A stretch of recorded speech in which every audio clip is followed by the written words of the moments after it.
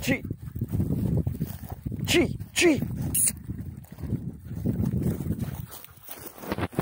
Hai, bossu, ia viteză.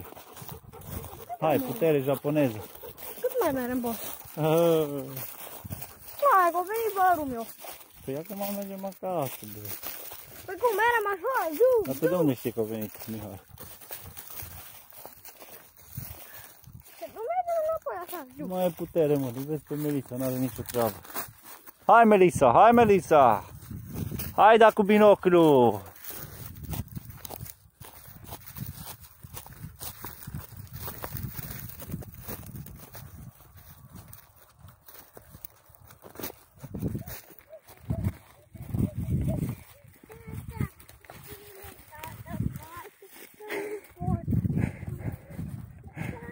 Haideți!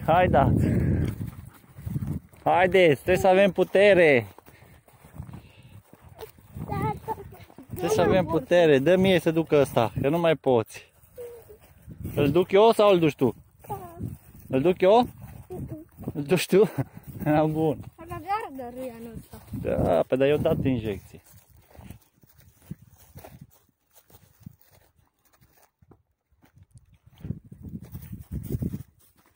Vezi acum suin deja.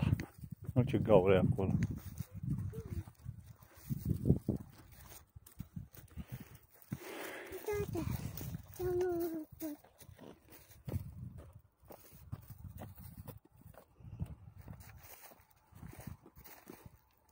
Hai da, putele! Hai da!